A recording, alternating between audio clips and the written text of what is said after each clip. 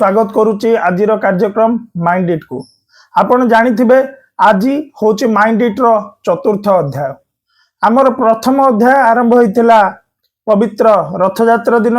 आज चतुर्थ अध्याय रे आसी आमे पहुंच जाइछे। आज होची महाप्रभु को पवित्र सुनाबेश। चतुर्थ अध्याय रो विषय रहिछि पुणी थरे विधानसभा को फेरिबे कि भक्त भक्त पुणी थरे फेरिबे कि विधानसभा को। आज्ञा हाँ, राहुल गांधी 11 तारिख रे ओडिशा आसुचंती, ये तो समस्ते जानिचंती, किंतु भक्तदास पुणी थरे विधानसभा को आसुचंती। एहा वर्तमान गोटे बड़ चर्चार विषय खेली जाइछि समग्र कलाहांडी जिल्ला रे, नरला निर्वाचन मंडल रे, भवानीपाटना निर्वाचन मंडल रे एवं किछि तांकर भक्तों समर्थक एवं से भक्तों को भल भावे जानिथिबा लोक वर्तमान ए कथा को चर्चा को नौचंती। मु कहि रखिया चाहे शेष 2024 निर्वाचन रे नरला विधानसभा क्षेत्र रु भक्तदास लड़ाई करथिले। आज्ञा हाँ, जदियो तांको बहुत कम समय मिलिथिला एवं तांको उपरे प्रदेश प्रचार कमिटी अध्यक्ष भली गोटे गुरुत्वपूर्ण दायित्व थिला, किंतु से कम समय रे मध्य जहा विकिपीडिया रे जहा हमको डाटा कहूची आमे सेठु देखुचु जे शेष निर्वाचन रे भक्त चरण दास माने बहुत सुंदर भाबरे फाइट करथिले एवं मनोरमा महांती जे विजयी प्रार्थी 67,532 भोट पाखापाखि 36.47 भोट शेयर पाइला बेले भक्त चरण दास पाइथिले 62,327 खंड भोट, जहाँ 33.66 एवं एठी गोटे आपन कैमरामैन को कहिबे अनुरोध करबी देखेबे। एठी देखुन गोटे 12.77 इंक्रीज हेछि कांग्रेस दलर नरला निर्वाचन मंडल रे आपण माने देखि परिबे। एवं को भली भाबरे भक्त चरण दास एवं तृतीय प्रार्थी जे थिले अनिरुद्ध प्रधान मात्र 47,000 भोट पाइथिले बीजेपी रो। तो मु एठी कहि रखिया चाहे काहे कि नरला रे हबो उपनिर्वाचन, काहे कि भक्त चरण दास आसीबे विधानसभा। देखंतु ये जे विजयी प्रार्थी थिले मनोरमा महांती, सी वर्तमान मनोरमा महांती गोटे विवाद रे छंदे जाइचंती। आपण माने जानिथिबे जे हमर ओडिशा हाईकोर्ट रे तांकर मिथ्या शिक्षागत योग्यता जो देइचंते प्रमाण पत्र ताकू नै गोटे मामला रुजु होईची, जार रिजल्ट के आगामी 18 तारिख रे आसुची एवं वर्तमान सुधा या जना पडुची जे सी ठीक शिक्षागत योग्यता दबा को वर्तमान सुधा विफल अछंती एवं मान्यवर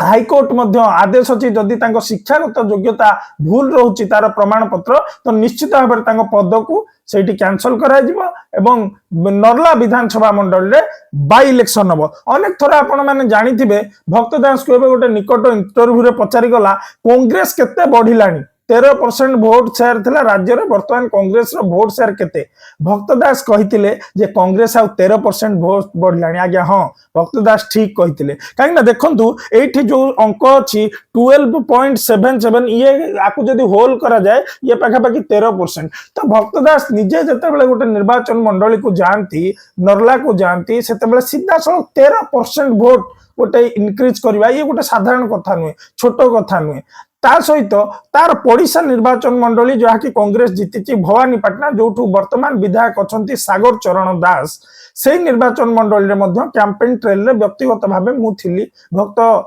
चरण दास को सहित अनेक जगह बुलीची, सेठी देखिची जेते भक्त चरण दास लोकों पाखु जाउतिले सेठी गोटे अपूर्व भल पाइबा मिलुतला। बहुत वयस्क वृद्धा माने बूढ़ा लोक माने आसी मते कहले बाबू भल अछ आ जा हो एथर तमे आसिलो आम दुख जीव, माने संबलपुरी भाषा रे कहउतिले आ आमे आपन के वोट देबू,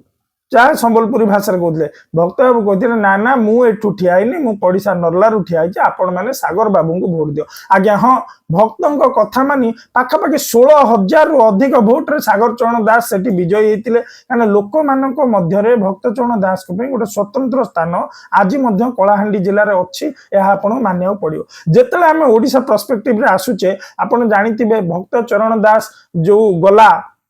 फेब्रुआरी रे एठी प्रथमे दायित्व पाइले, तो प्रथमे आसिकी अन्य सभापति जेमती चिराचरित भाव कांग्रेस भवन को आसंती, भाषण हुए, मीटिंग हुए, से भली नही भक्त चरण दास सीधा सड़क गोटे पदयात्रा करथिले, संकल्प पदयात्रा। संकल्प पदयात्रा सीधा सड़क एयरपोर्ट रु जगन्नाथ मंदिर जाए चलिकी जाई प्रभु को दर्शन करते 3 दिन समय लगी सबुठ बड़ कथा यही प्रक्रिया डाहाण हाथटी भांगी जाइथिला जहाँकि अत्याधिक कर्मी माने एकजुट हबार भिड़ नियंत्रण रे पुलिस विफलता जो हाथटी भांगी जाइथिला तो ताकू मध्य भ्रुक्षेप करी जने 67 इयर्स लोक एते खरा से बहुत खरा होता चली चली जीवा गोटे असंभव कथा तथापि भक्तदास चैलेंज नवा को भल पाती चैलेंज माने स्टे करके रहिया को भल पाते और चैलेंज को अचीव करिया को भल पाती से जने चैलेंजिंग लीडर एथरे कोनोसी अत्युक्ति ना जदि भक्तदास एई भली परिस्थिति रे मनोरमा महांती सभ्यपद कैंसल होची सभ्यपद रद्द होची एवं भक्तदास आसुचंती विधानसभा तो विधानसभा रे कांग्रेस विधायक संख्या 14 रु बढ़ी सीधा सड़क भाव 15 हम जदि हम विधायक संख्या 15 तो बीजेपी रो अवस्था हम अंधार आज्ञा हाँ कहीं भक्तदास एका माधिया 16 कथार अच्छी एका भक्तदास निश्चित रूप से सरकार को सबू जो नारी निर्यातना है दलित मान अत्याचार है खनि दुर्नीति है चिटफंड दुर्नीति है दादन है बेरोजगारी है सबू इश्यू सरकार को निश्चित भाव में माने घेरिबा को चेष्टा करिवे एवं विधान तांकर जहा कैपेसिटी अछि तांकर जहा पास्ट रेकॉर्ड अछि निश्चित भाव में जहा बीजेपी सरकार ऊपर भारी पड़िबो बीजेपी मध्य जेहेतु प्रथम उपनिर्वाचन हेई पारे बीजेपी मध्य तार कळ बळ कौशल सेठी लगेई दबो बहुत इक्वेशन करिवे बहुत नेता आसीबे